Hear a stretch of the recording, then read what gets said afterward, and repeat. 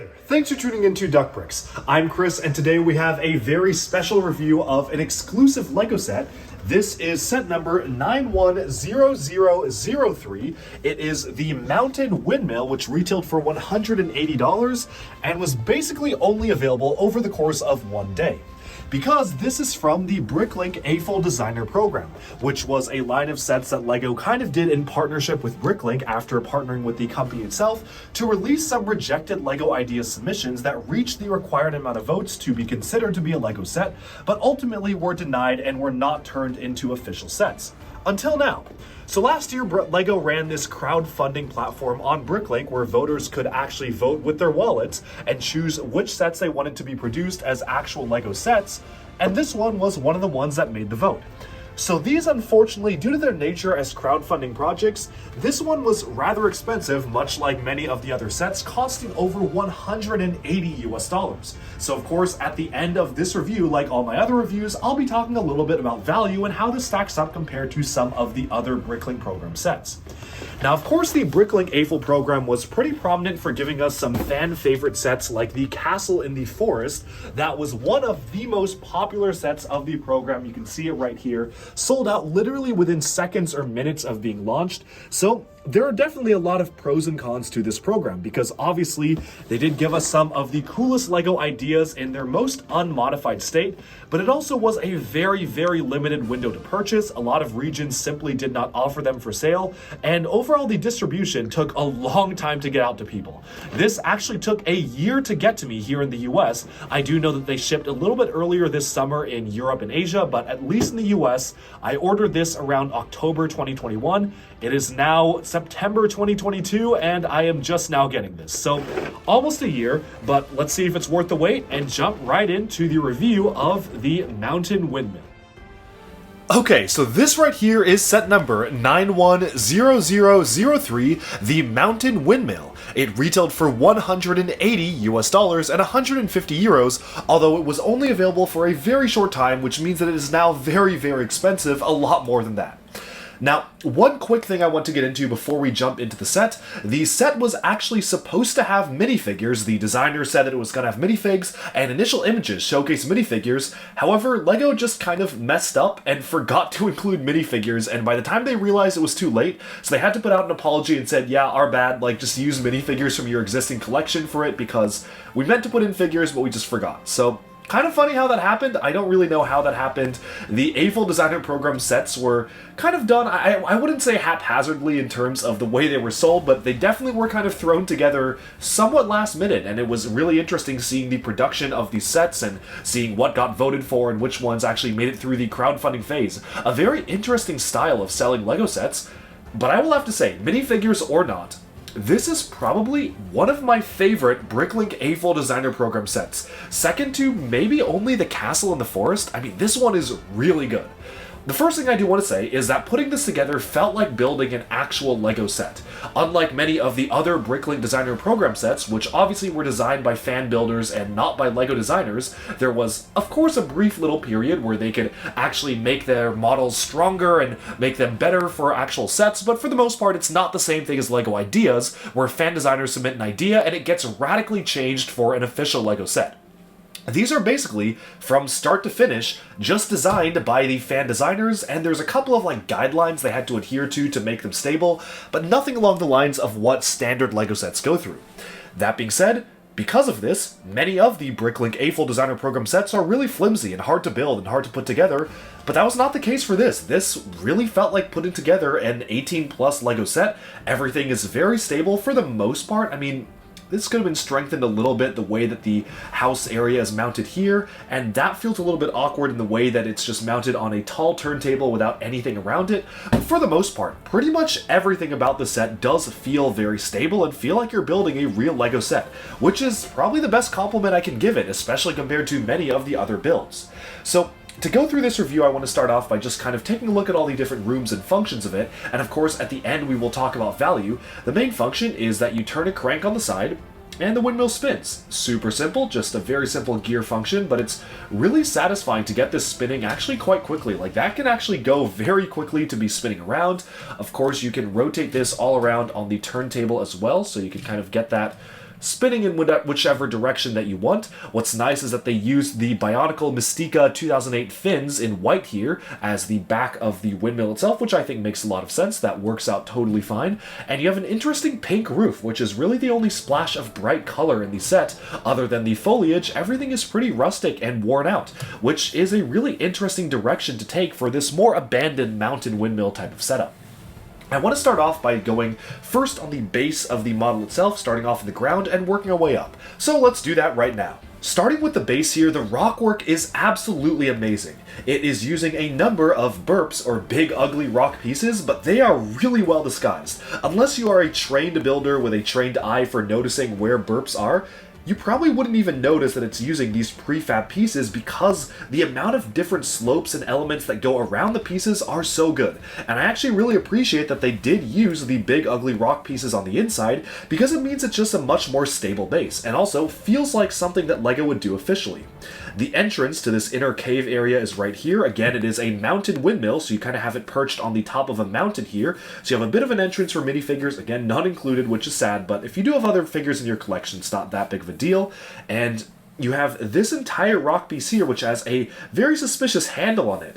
Well, that handle is actually because this entire block is removable. You have a bar on the other side, which reveals the interior of the entire side of the mountain, which I think is really cool. I love that they actually had that be removable. You have some storehouses in here for maybe some like alcohol or liquid being bottled in there, and maybe whatever this windmill is for, that's kind of what it's being stored there. So you have like a bottle and whatnot, and you even have a key, which I guess is a key that's supposed to go to the top areas of the houses up near the top. So we'll be getting to that very soon, but that is the bottom interior part of the cave. This whole section is just detachable, and you just slide it back in, click it shut, and there you go. It's super simple, and I really like how it is fully enclosed. Despite the minifigure entrance being a walkway, the entire area is enclosed all the way around, 360 degrees, where they easily could have just left the back like flat. They did not need to have this extra wall be included, but the designer went the extra effort to make sure that it was fully closed up, which is something I really appreciate. Also down here is just a little bit of a tiny rockwork area to allow the bottom end of the house to perch on it.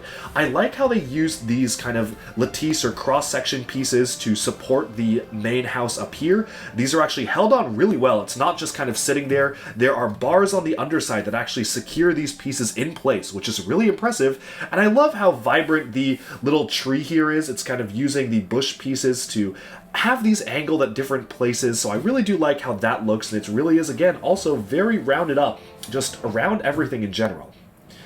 Moving upwards to the interior of the rest of the building here, we can take a look at the rest of what this set has to offer in terms of the interior. Now, this is all fully opened up in the back, which makes sense. I think that is something you'd want to do.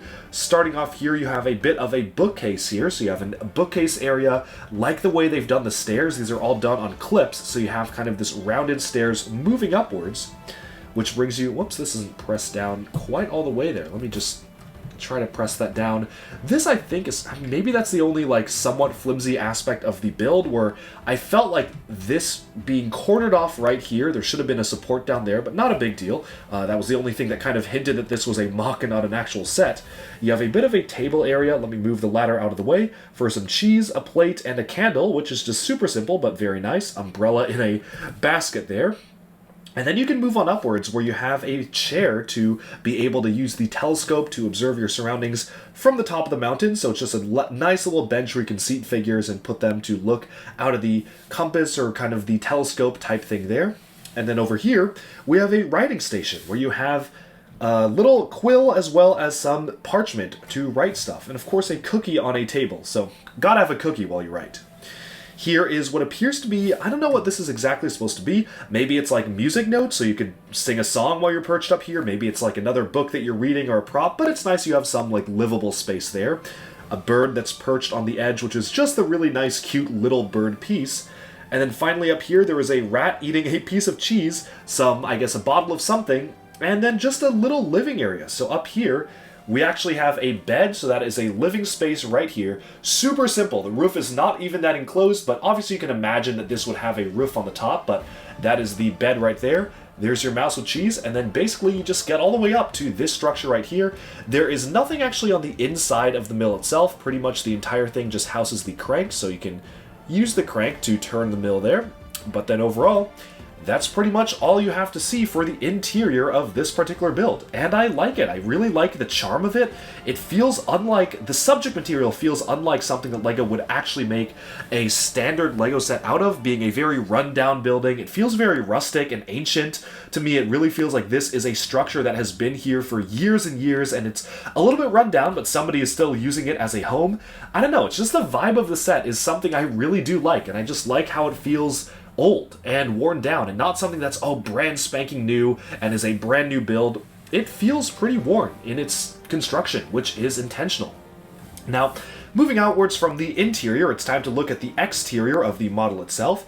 I want to zoom in and talk a little bit about the way that the buildings were actually done. So the brickwork here is done really well. I'm a big fan of the way that this all turned out. Again, you've got the little curved quarter tile pieces to be used for patches in the roof, and you have these slanting downwards like the roof is being supported there. Only minor complaint is that these kind of tend to wobble around. You do have to kind of get them at a certain angle and then they'll fix. Like this is pretty fixed here, but then if you don't have the angle right, it does tend to wobble, so you do have to be careful of that.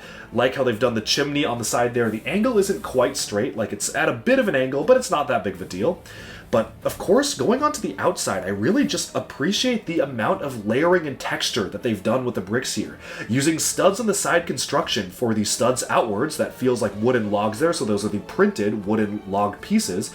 And you go upwards and you have kind of wood on the sides here. Of course, you're using the mix between plates and bricks and masonry bricks and the brick wall here, which is really nice to see just that level of texturing and detail. And you also have vines creeping up the side of the building, so you've got some foliage which are held on really well. And of course, as you move upwards here, this is completely rounded off. I like the way that this was built in general. You have a number of hinges and studs on these side techniques to make it really feel like this is a tower. Like this is a circular tower aspect made out of stone. Of course, it is only the first front part of it, but I think it's done really well. All the gaps are, there's basically no gaps here, which is very, very impressive. You have the under archway supporting the larger building here. Now, I will say that while building this, it was a little bit finicky. Just when you're pressing parts down on this particular building, it did tend to sag a little bit. You did feel like you're putting a lot of pressure on the ends of these, but once it's all together, this is pretty stable. I'm pressing pretty hard on this and it's not going to break. So once it's built, it's okay. Just during the building process, it did feel a little bit fragile. I had to support it from the bottom while I was squeezing pieces on. But again, not that big of a deal. And I just love the aesthetic of how this looks, of the way they actually have the uniqueness of the architecture being done. Let me zoom out a little bit here, so you can see how you've got the house that's kind of sticking outwards a bit, and then you have the interior living space out here. Of course, your nice balcony outwards. Just a really, really nice build. Once you actually get up to the windmill part itself, it felt like it was maybe missing a little bit here. I think my only big complaint with the aesthetics is that the way the windmill is mounted, you just kind of have this awkward turntable that's mounted there with a very obvious spinning radius. I really wish that they just had that closed up a little bit. Like if you just made this boxed up and put flat tiles on the top, would have been really happy with that. But understanding the part limitation and the budget, I think it's okay. It's not that big of a deal. And again, when you zoom outwards, you can barely even notice it because it's just got so much different stuff here that it's not the biggest deal in the world. Now, going onwards to the way that this is constructed, what's nice is that they did include a spare element for this bar here. Obviously, all LEGO sets that include these bars do have spares, but if you want to kind of make it fully repaired up, you can add the bar here, but it is intentionally left off, which I also think is a good choice because it, again, lends to the rundown aspect where it's like, okay, you've got some bars here, but then this one just is missing one because of wear and tear. Unfortunately, there's no way to actually turn these. The way they're mounted is really interesting because I feel like this is also one of the things that LEGO wouldn't do for an actual LEGO set, but if you rotate this around, there's no friction in these bars here. They're kind of just there for structural support, and the way they're actually held on is just by one 1x6 tiles. So not the most secure way of mounting things. I think LEGO, if they were actually making this an actual set, would mount them a little bit more securely, but they're pretty secure, not that big of a deal, and it spins up pretty nicely like that, which is very nice to see this just rotating, and again, really does spin up. Like, you can get this spinning very, very quickly, which I do appreciate because it just looks really satisfying when it's spinning. Again, no way to turn these, like they're fixed in one direction, but it's not that big of a deal. I mean, I think it makes sense that you just have the windmill like this, and you do have a bit of a curve already with these sloped pieces here, so it does feel like you are generating some sort of a windmill type thing there. And overall, that's pretty much all I have to say. Phenomenal set. Again, one of my favorite Bricklink AFOL-designed program sets is the Mountain Windmill here. And I think now it's time to talk a little bit about the value. So this may not be relevant to most folks because the time to buy this has come and gone. There is no way to buy it at retail anymore, which is unfortunate. I mean, it was only available for like a day. But I do want to talk about it a little bit in terms of value. It retails for $180 or 150 euros, so I'm going to focus more on the US price because that's usually the typical price. $180. Despite many of the AFOL-designed program sets feeling like you're paying a lot for not something very big because of the pieces they use and because of how intricate they are, normal LEGO sets feel like you're getting more bang for your buck when you buy a normal LEGO set for, say, $180, $200. But looking at LEGO prices today and comparing it to this, it's not bad. For $180, this is a sizable build. I was surprised to see just how big this was out of the box. I mean, this was a big build. This is one big ugly rock piece. So that, you can imagine the scale here. Let me just get like random minifigure I have sitting around. It's like a nature themed minifigure. It doesn't come with the set. But if you put a minifigure right here, you can just see the scale and how big this is. Like, that is a minifigure just standing right there, and then you go all the way up to this windmill. So this is a very, very big set. I was, again, pleasantly surprised by just how big it was. Very cool. Again, big miss that it doesn't have minifigures, and they admitted that they literally just messed up. It was supposed to have figures, and somebody just, like, forgot to include them. Down in the production chain, I mean, things like that, I guess, happen when you're doing these. But I think it feels like a really great space to pose figures in, like to have them out on the balcony here, or you can have minifigures like looking out the window, or in this section. It's a very playable interior, and despite the fact that there aren't really any play features, so to speak, you can rotate this and spin the mill, there's a lot of places to just put figures in, and there's a good amount of display area with this where you can just display minifigures in all different aspects of this build, which is a big, big part of it and why I like it so much. Overall, for $180, I'm feeling pretty happy about the price of this. If you do want to purchase this right now on Bricklink, the price hasn't actually gone up that much. Like, it is, don't get me wrong, it's still more expensive than if you were to buy it originally, but looking at the average prices right now, I mean, it's January 2023. This video will be published much later, but at the time I'm looking at it right now, the cheapest one that's used is $213. Complete with box. So that was one that was bought, new and sealed, $225. So it's not even like that much more expensive than it would have been normally. $180 compared to $225. If you want this on Bricklink, you can get it right now on bricklink.com. So that is nice. Won't be the original one, it'll be secondhand sold, but I think the price of $180 is pretty darn good for a set like this. And it feels like it scratches that castle itch for me as well. With that, we've summed up our review of the Mountain Windmill, set number 910003, and I'm super curious to hear what are your thoughts in the comments, and if you've built this, what was your experience putting this together? Alright, and with that, we have summed up this review of the exclusive LEGO Mountain Windmill set, again retailing for $180. Let me know down in the comments below if you were able to get the set for yourselves. Do you like it? Do you dislike it? And what do you think of the model and the Bricklink AFOL-designed program as a whole? Thank you all so much for tuning into Doc Bricks, and stay tuned for even more LEGO news, reviews, discussion, and analyses coming away very soon. Like and subscribe for more videos like this. Bye for now.